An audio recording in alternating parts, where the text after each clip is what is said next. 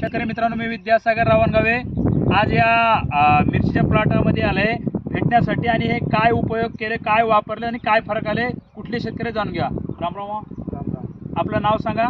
पांडुरंग अशोकराव मुंडकर, गाव येळगी, मंडल जिल्हा कामारे। बरं बरं, मला काय म्हणायचं, हे जे शिमला मिरचीची शेती केलात तर आपण हे मल्टीप्लायर जे वापरलात कशा पद्धतीने वापरलात त्याला?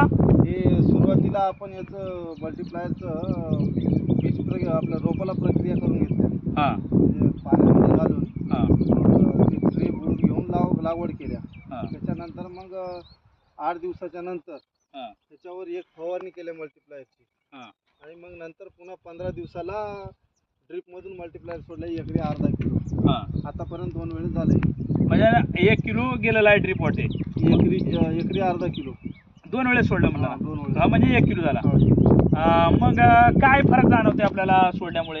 थोडंसं रोगप्रतिकारक शक्ती वाढली असल्यामुळं प्रमाणात नाही गेलाय। फवारणीचा खर्च, 1-2 फवारणीचा खर्च पण याच्यातून कमी झालाय, कारण झाडाची डेव्हलपमेंट झाली। हे झाड बघा तुम्ही, आता आजच्याला कंप्लीट 9 तारखेला 1 महिन्याचं झाड आहे। 1 महिन्यामध्ये एवढं डेव्हलप झालेलं आहे झाड। आतापर्यंत 2 वेळेस मल्टीप्लायर वापरले, म्हणजे जेणेकरून तुम्ही हे वापरू शकता।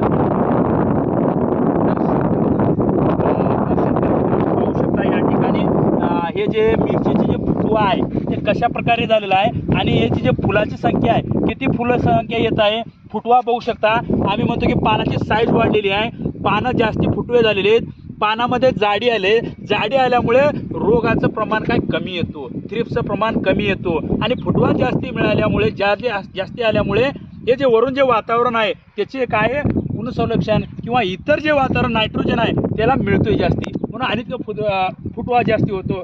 मला म्हणणं हे म्हणायचं आहे की शेतकरी मित्रांनो, तुम्ही सुद्धा जर आपल्याला अशा प्रकारची जर शेती करायचं, उत्पादन वाढवायचं असेल तर जेणेकरून ह्या शेतकऱ्याला कॉन्टॅक्ट करा आणि तुम्हाला खरोखरच जर बघायचं असेल तर इथं या आणि तुम्हाला हे खरोखर माहिती मिळेल। भेटूया पुढल्या व्हिडिओमध्ये। धन्यवाद।